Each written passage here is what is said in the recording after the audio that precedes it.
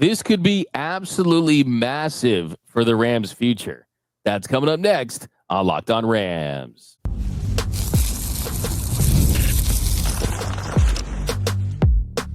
You are Locked On Rams, your daily Los Angeles Rams podcast. Part of the Locked On Podcast Network, your team every day.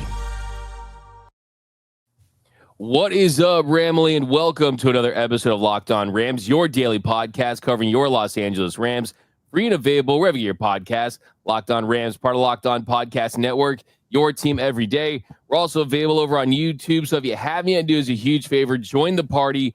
Just past 18,000 subscribers, so join the party, hit the subscribe button, hit the notification bell. And if you're currently a subscriber, you want to support this show every day, hit the like button, drop a comment. Podcast listeners, write us a review or read it on the show. My name is Doug McCain. You can follow me on X and Instagram at DMAC_LA. I've covered LA sports for over a decade, 24/7 sports, Bleacher Report. And as always, I'm joined by the People's Champ, Mr. Travis Rogers, entering his, am I correct, 11th season? 10. So we're now pushing the 10. That's a big moment, really. Double digits, baby. We're double digits, right? I mean, time flies when you are covering the Rams, entering his 10th season as the pre-half and post-game show host for Los Angeles Rams on ESPN LA 710. The People's Champ. You can follow him at Travis Rogers. And on today's episode, we are diving into day 2 of Rams training camp, what we're seeing, what we are hearing, everything that's going on. Also, the Rams continue to be linked to Arch Manning. Some quick thoughts on that we will get into. But first, today's episode of Locked On Rams is brought to you by Gametime. Download the Gametime app today, create an account, and use code LOCKEDONNFL for $20 off your first purchase. All right, Travis, before we get into it, have you seen Kevin Dotson's hair at Rams camp? I mean, okay, let's just make the bet right now. We don't have Kevin Dotson's hair, but if they win the Super Bowl, the very next episode, we're getting the Rams horns painted on our hair, right? I mean, that's fine. We're rolling with that. Done. I sign up that with great enthusiasm. If that's the price of a Super Bowl championship, I am in. And by the way, anything Kevin Dotson does immediately becomes cool. So he's the trendsetter. We can be right behind him. You seem like you're pretty down with it. Maybe you'd be down to do it if they just beat the Cowboys in the preseason August 9th. Maybe? No? Okay, just Super Bowl. We'll see. I'll tell you what, if Matthew Stafford throws 5 touchdowns in that game, I'll do it. Okay, well, that certainly is not going to have his back's a little sore, like everyone's when they hit your 30s, right? But we're going to dive into the kind of the stuff that we've seen so far. And then one of the big, I think, intriguing things for me as far as what can really take this offense to a whole nother level in 2025 is giving Kyren Williams another running back in that backfield that can do some stuff. And we've seen this running backs room evolve, right? Gap duo and what Kyren does with the physicality, but bringing in someone like a Jarquez Hunter who brings that explosive element, and a Blake Corum who we know is kind of more of a backup to Kyren that can do some Kyren Williams-ish things, but they've really stood out in the first couple of days, day 2. And I really think that's really intriguing. Jarquez Hunter is someone that, I mean, if I'm going to recommend any of you guys to go watch one of the new Rams highlight tapes from college, he's certainly one. And what I look at is the Rams' explosive run rate. It was at 1.8% last year. That was 32nd in the NFL. That's just not what they do. So to bring some lightning to that thunder, bring some explosiveness out of the backfield, that's something that I'm hoping to see. And it looked good so far from the running backs. Yeah, it's not unlike what they went out and did with Davante Adams, and obviously Davante Adams is a known commodity, and Hunter is not. He's a young player, but it's the same sort of general idea of, hey, let's get a not only another weapon but a different type of weapon. I think you're going to see Matthew Stafford and Sean McVay be able to do some things that they weren't able to do with Puka and Kupp that they are going to be able to do with Puka and Davante Adams. And same thing in the backfield. They have multiple thunders, right? They don't have that lightning, that you do need that other element. And one of the things that's really been lacking from the Rams offense, and not just last year, but really since Todd Gurley has been here, is explosive plays out of the backfield. They just don't have them. They've had guys that have been effective. They've had guys that have been, useful, to be sure. Kyren Williams is a very useful player. He scores a lot of touchdowns. He, 1,000-yard season a couple years in a row.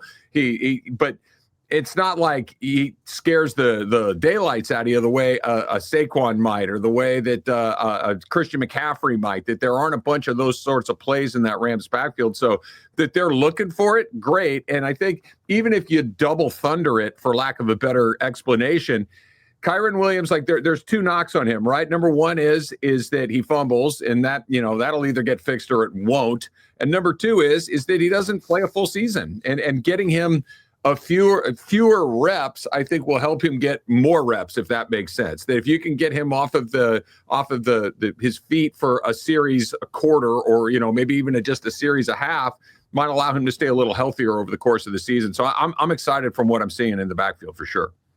Yeah, absolutely. And you look at Hunter and what he did in the SEC. We talk about a lot on this show, players coming from big conferences, bigger programs, and how that translates early on in your NFL career.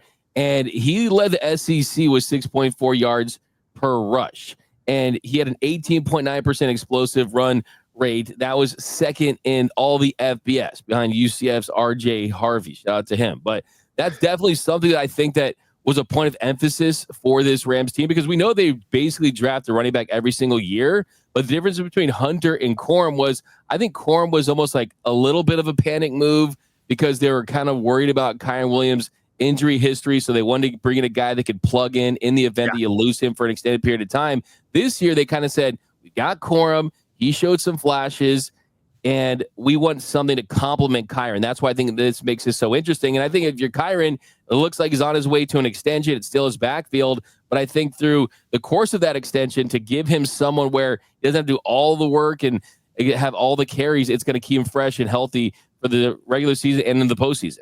Yeah, I like we said that the Corum thing was hey, if this Kyren Williams thing doesn't work out, do we have something that fits in that slot? That you just, think of that toy you had when you're a baby. There's a star shape, there's a moon shape, there's a square, there's a circle. Like, they needed another star shape to just slide right into that hole. Well, now they got two star shapes, and now they're looking for something else that you can put in one of those different slots. And I think that's what Hunter is. And I'm with you. I think that it does feel like Williams will be here, that they will do that extension. Hopefully it is on terms that make sense for the Rams, more so than it makes sense for the player necessarily. But I just, having different tools in your toolbox allows you to do more things. And think about what Sean McVay's been able to do with a relatively, I don't want to say limited, because it's not limited, but you have some redundancies. Kupp and Nakua were really similar. Corum and Williams were really similar. Now all of a sudden you got two different types of wide receiver. You got two different types of running back. It's more colors to paint with, and I trust him to paint a pretty good picture. Absolutely. By the way, he's from Michigan. There was a debate in the comments section about the best college fight song. Is it Hail to the Victors? Hail to the Victors. Yeah. Is it that? USC's fight on Notre. For me, it's still Notre Dame. I mean, I'm not a Notre Dame. I'm not a domer. It's Notre Dame. Yeah, it's Notre Dame. Hail to the Victors is certainly in the mix. Conquest for SC. Sorry, buddy. That's got to be in there as well. Right on. Yeah, yeah. It's Wake Up the Echoes at Notre Dame for sure. Are you a Rudy guy? I have the corniest tradition ever. I watched Rudy the day before the college football season, and shake down the thunder from the. I love the. Every time somebody asks Joe Montana about Rudy, this is where I land, and he's like, I don't even know who the guy is. Like, it's terrific that Rudy. It's a nice piece of fiction. The reality of Rudy is it's a good movie. I like the guys that made the movie. I like watching the movie, but it's fiction, because the reality of Rudy Rudiger is not my cup of tea. You know, like when John Favreau was like, "Who's the wild man now?" He runs on the field. Well, that was when Favreau was, Fat Favreau. Now he's famous Iron Man director Favreau. He's a different dude. That was early Favreau. That's a fair point. All right, coming up next, everything that Deshaun Foster had to say at the Big Ten Media Day about UCLA. No, but seriously, more takeaways from Rams training camp, and Stetson Bennett standing out. Also, the Rams continue to be linked to Texas quarterback Arch Manning. What that means for this season, that's coming up next on Locked On Rams.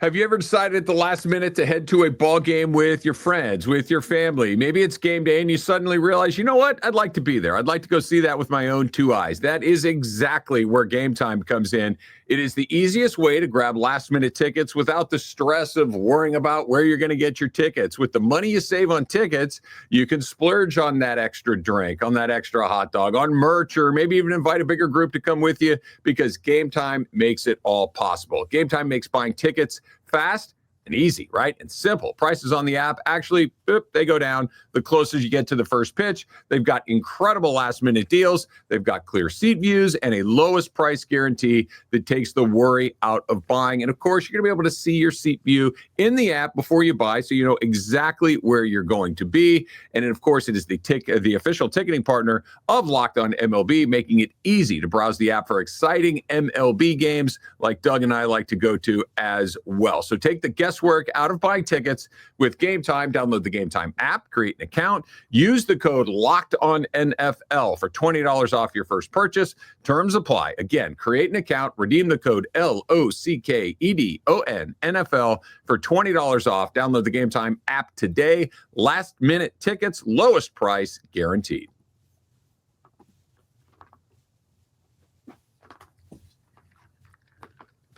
And we are off and running here on Locked On Rams. Thank you for making Locked On Rams your first listen every single weekday.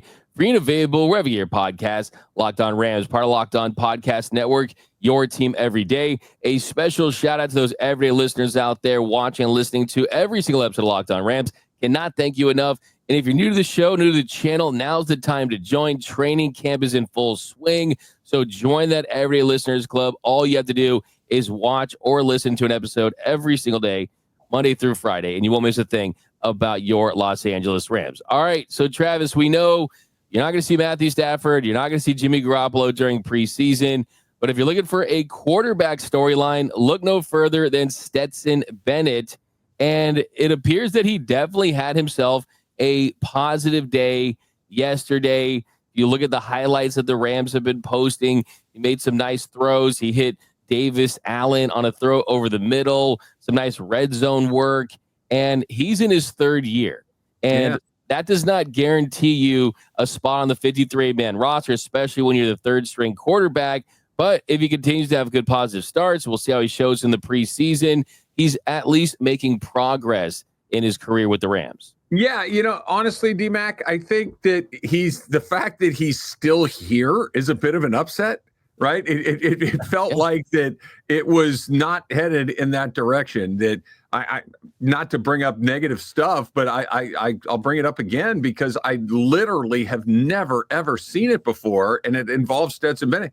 He got benched during a preseason game. They yanked him off the field in the middle of a preseason game. And then we all know what happened after that. He missed some time. He went away. He dealt with some personal issues that seems like he's gotten a pretty good handle on. So that's all really good news that he's here. If he can find a way to, be that backup quarterback or backup to the backup, I should say, and find a way to forge a path in the NFL, good for him, because I really did not think he would be on the Rams as we sit here in training camp of 2025, and that he is, and that he's getting a little better, and that he's, improving and developing his skills, I think is a testament to, giving guys a second chance and giving guys an opportunity to work their way through tough patches. And he's taking advantage of it. I give him all the credit in the world. Yeah, Matt LaFleur said during the offseason he's gone through a ton of growth, particularly from 2 years ago. A lot of credit to him working on what he needed to work on to get himself into this situation. It just always blows my mind. Think about this, Travis. This is his 9th season of football after high school. Think about how wild that is. Think about the experience he has. He's older than Jalen Hurts, Justin Herbert, Jordan Love, and Tua Tagovailoa.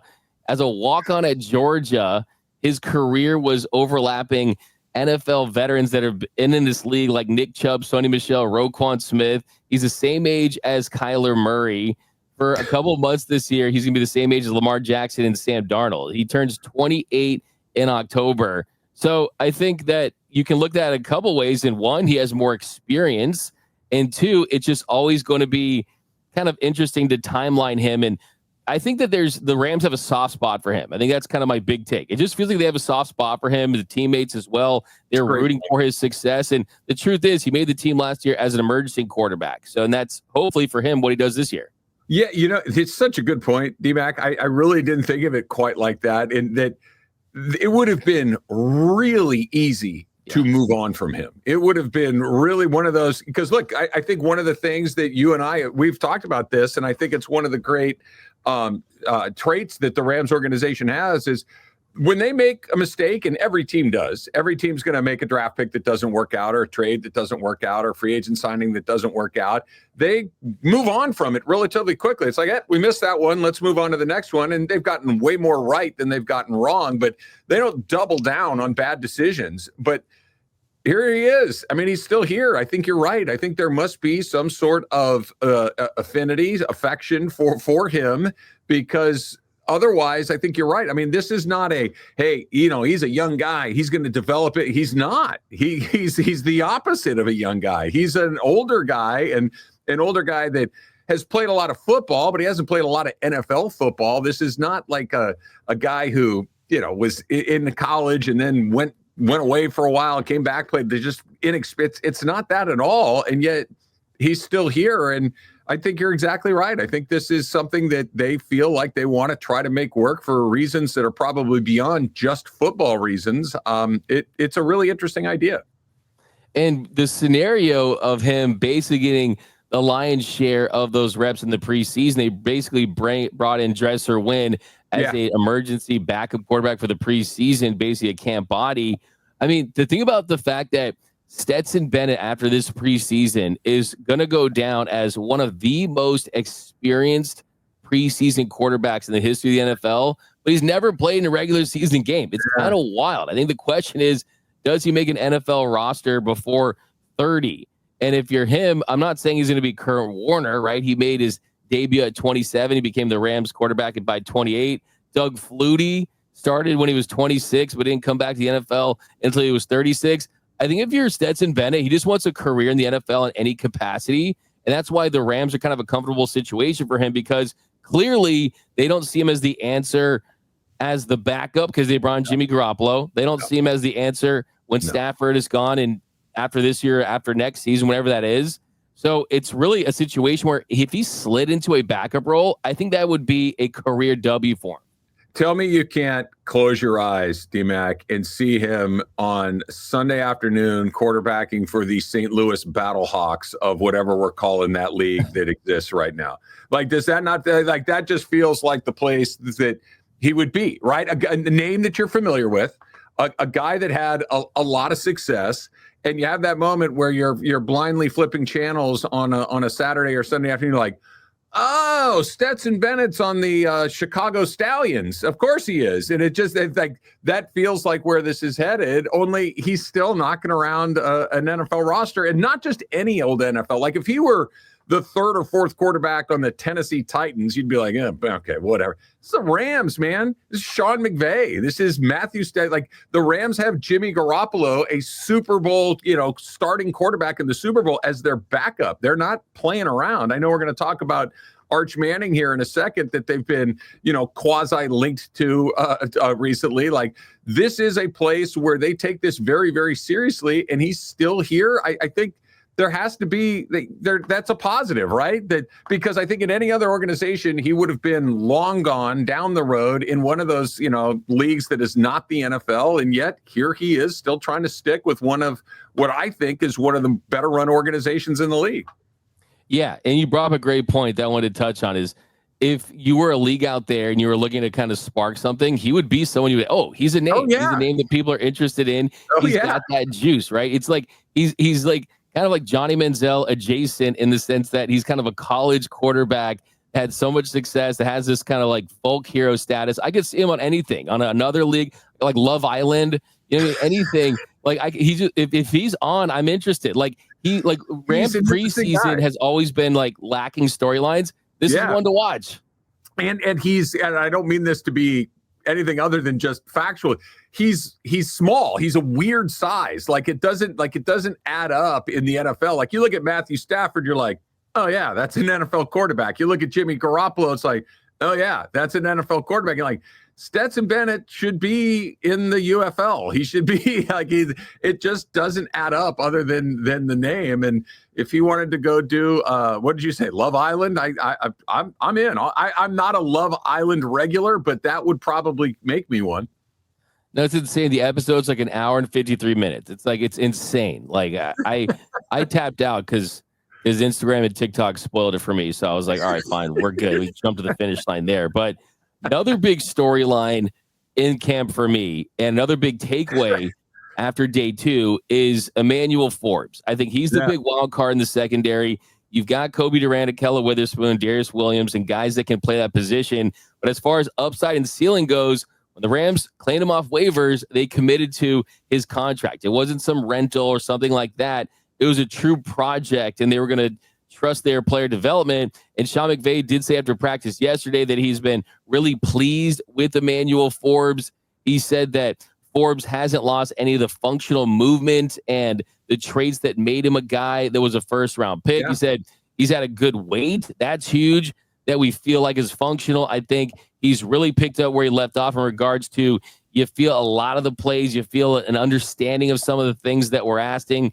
We are doing some of the things that give him opportunities to play in the framework of the scheme. And so he's speaking highly of him, which is always important, especially for a player that has not got significant playing time. So clearly they're in the process of giving him an opportunity if it presents itself, and it's on him to realize that potential. But hey, I really think that Forbes is someone to definitely keep your eyes on, listen to what McVay is saying about him, and we'll see how he performs when he gets his chance. Yeah, I think you mentioned two things that are super important. Number one, he's still here, right? Like when they made the acquisition last year, it felt like kind of let's see what it is. And if it works out, great. And if it doesn't, no harm, no foul, we can just move on from it. Well, they didn't move on from it. So clearly they're seeing something that they believe that is useful. That's something that they're going to get something out of it. And number two, this is a former first-round pick that clearly has some ability. You don't go in the first round if there's not at least some raw material there. So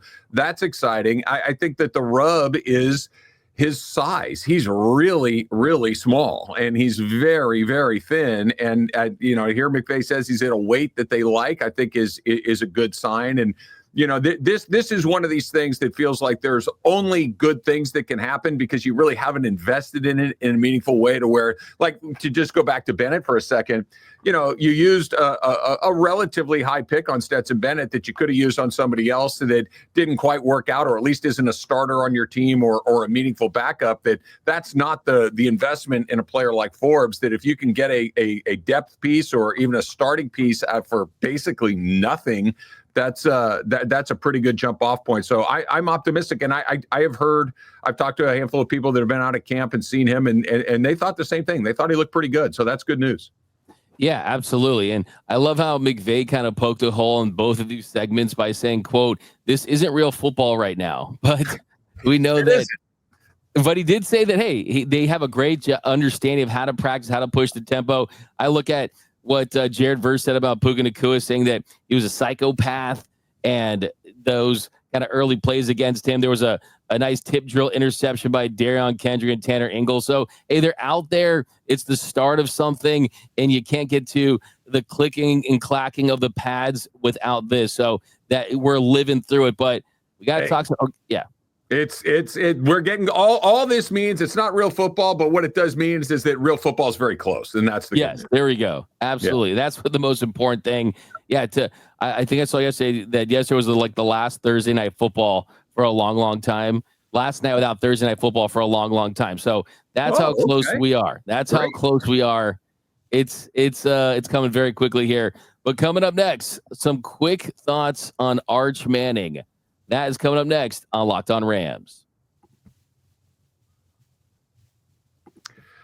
This episode is presented by Yahoo Fantasy. Fantasy football, we were just talking about how close we are, right? So fantasy football is back as well. So fire up your group chat, get on your draft boards, and get ready and buckle up for a season filled with breakouts, busts, unfortunately, and all the overreactions that make this so much fun. It's all going down on Yahoo Fantasy. And this year, us here at Locked On Rams, we're playing on Yahoo Fantasy, and you should too, whether you're a first-timer or you are an old-school graybeard like myself, a veteran making your millionth league, right? League's up and running through Yahoo for a while now. It's obviously easy setup. It's a great mobile app, which makes it super easy to use on the fly. And, of course, you can chirp all your buddies on the message boards right there as well. So, to celebrate 28 years of fantasy greatness, Yahoo Fantasy is dropping 28 big new features over 28 days, giving you more ways to play, more ways to draft, and more ways to win. And it all begins August 4th. So stay tuned to get started by creating or joining a Yahoo Fantasy Football League at yahoofantasy.com/lockedonnfl. That's yahoofantasy.com/lockedonnfl. And let's make this fantasy season the best one yet. And welcome back to Locked On Rams. Thank you for making Locked On Rams your first listen every single weekday, free and available wherever you get your podcast. Locked On Rams, part of Locked On Podcast Network, your team every day. Okay, so we'll spend some more time talking about Arch Manning later this week or early next week, but it is something to monitor. My favorite thing is to monitor things now, right? We got to monitor. We'll monitor that. Yeah, let's monitor that. And let's add this to the monitor list, okay? And Todd McShay, he's already cryptically hinted that the Rams were interested in Arch Manning.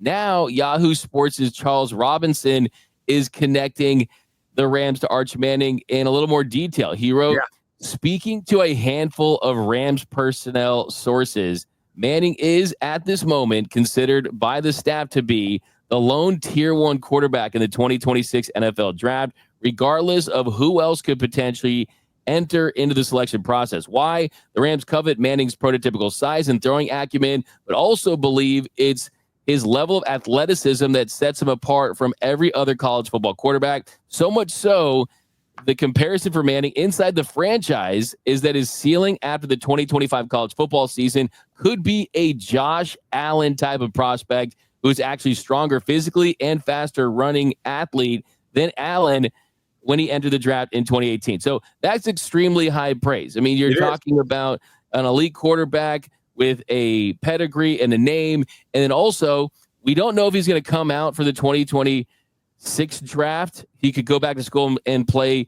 in 2027. But I think the big takeaway here is that the Rams would be willing to make a play on Manning, even if Matthew Stafford has a good season in 2025 and is here for 2026. They're thinking long-term with Manning.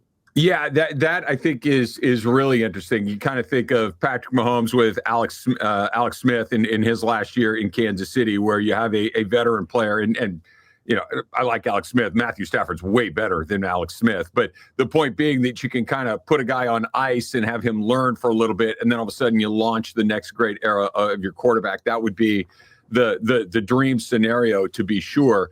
To use the word, D-Mac, I was not monitoring Josh Allen when he was at the University of Wyoming, so I don't know, but I do think that everybody needs to pump the brakes a little bit comparing anybody to Josh Allen. Josh Allen's one of he's the reigning MVP in this league. He's absolutely terrific. But I don't know, man. Maybe Josh Allen looked a lot like Arch Manning when he was at Wyoming. I don't really recall thinking that he was Josh Allen at that point. It was like, yeah, we'll see what that turns out to. The question is, and we can get into this, over the course of the next week or so, but do the Rams have the ability to get to where they would need to get to draft him? I know they have 2 first-round draft picks. Maybe Atlanta's turns into a relatively high pick, so you package that with your own pick and you move up a few slots. But whoever ultimately probably has that first pick, you better hope they don't need a quarterback. And you better hope that somebody ahead of you doesn't need a quarterback that you can get in front of, because the price will be high. The one thing that I'll throw in there, and we always get a little ahead of ourselves, just us that do this for a living of, well, this guy can go here. The NFL, you kind of have to go where you want to go. We were talking about Caleb Williams for a while. He didn't want to go to Chicago. Well, where's he? He's in Chicago. That's just how this league works, unless your name is Manning. And the Mannings know how to manipulate the system a little bit to kind of get where you want. Eli didn't want to be in San Diego. He didn't go to San Diego. He ended up in New York in a team that he was far more comfortable with. So never say never. It's a long way away. It would be very expensive the Rams would have to throw in a whole bunch of things to get it done, but it's certainly an interesting idea. Absolutely. And here, Travis, here's something else that we need to see. Here's something else to root for. I don't know that Arch Manning is actually good. Yeah. He started 2 games. Yeah. He has less than 1,000 yards in his career. So, I mean, look, let's be honest. I mean, I think we're jumping the gun on him as a player. I mean, people were asking me. I mean, I had someone in the comments, and the last time we talked about Arch Manning saying, "Oh, is he good? Is he good?" And my thought was, yeah, 100%, he's good, right? We have all the facts. We always know which quarterbacks are going to be good. We have all the facts. I mean, just ask Mel Kiper about Jimmy Clausen, right? I mean, we have all the facts. We don't know if he's actually good, but I am drinking the Kool-Aid on Arch Manning. I will say the talent certainly is there. The upside is clearly extremely high on him, and I think that there's just a juice of being a Manning. I don't know, for some reason I can, like, you did the close your eyes thing on me earlier. Yeah. I can close my eyes and think of him in a Rams uniform, and I can think of Rams fans wearing Manning Rams stuff. Yeah, no, it fits for 100 million reasons. I think your question is a good one. It's the one that Steve Spurrier asked not that long ago, that, hey, can we not crown this guy quite yet? He didn't beat out Quinn Ewers, who was a 7th round draft pick. Like, can we just pump the brakes? Now, that's, I think, a reasonable point to take. But just because one guy's a better college quarterback than you are doesn't make you a better pro than the other guy. They're totally different. They're, what they're asking him to do at Texas may be different than what an NFL team is asking him to do. I would, when it comes to a pedigree like that, I would feel really good about taking a swing. I think it mitigates some of the risk, not all of it, obviously. But I think you bring up a really good point. Just kind of that, hey, does this feel right? Yeah, it kind of does. And giving Sean McVay, a young quarterback to build in the image that he would like to have, that's really exciting. Totally agree. By the way, Rams fans, if you're not college football fans, this year you're going to have to be one. Or you're going to watch your Texas Longhorns to see how Arch Manning performs. But that's going to do it for this episode of Locked On Rams. My name is Doug McCain. You can follow me on X and Instagram at DMAC_LA. You can follow the People's Champ, Mr. Travis Rogers, at Travis Rogers. And until next time, whose house? It's Locked On Rams house.